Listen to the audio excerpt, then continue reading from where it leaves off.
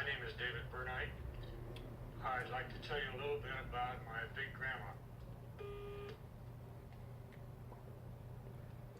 Some of my favorite memories are about Big Grandma. I call her Big Grandma because I also had a little grandma.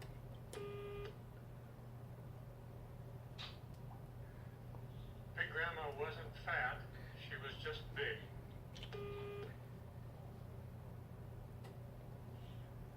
She grew up in Illinois, pioneer settler stock, and she just had big bones and was a big woman.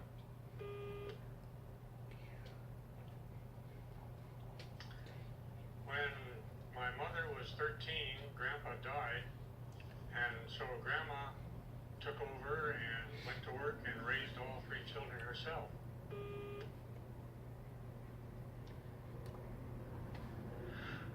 When I came along, Grandma was living about half the time with our family and half the time with her son. So I always considered her a member of our family. She would wash dishes and do the ironing and help my mother a lot. And I enjoyed Big Grandma.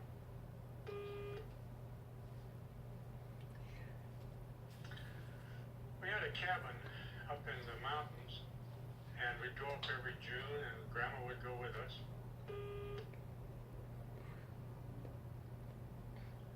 And after the sweeping and dusting and bringing down the cobwebs was done, Grandma would go for hikes with me.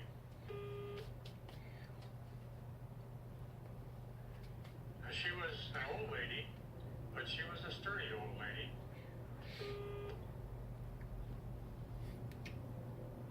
She always took along a big walking stick, and she told me that it was to kill rattlesnakes with.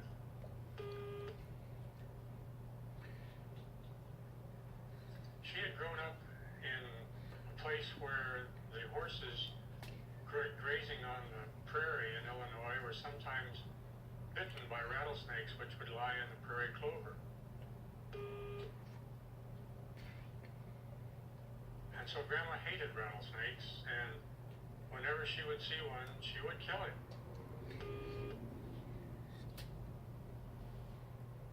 And as a matter of fact, when we'd find one on our hikes on the trail, Grandma would beat its head off with her walking stick.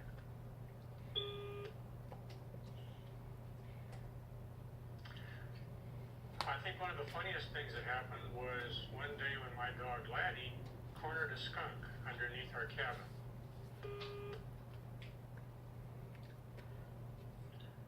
Wow, what a smell that was. But Grandma was not even concerned.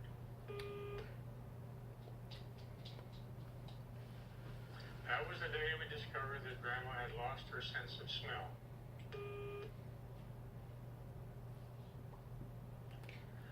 And as a matter of fact, now we understood why she'd been complaining lately that food just didn't taste as good as it used to. Because when your sense of smell goes, you lose your sense of taste too.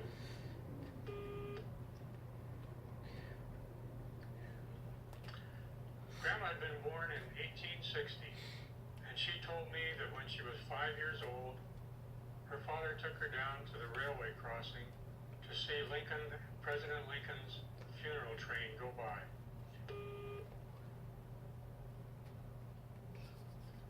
To have that kind of living contact with our nation's history always thrilled me when I thought about it.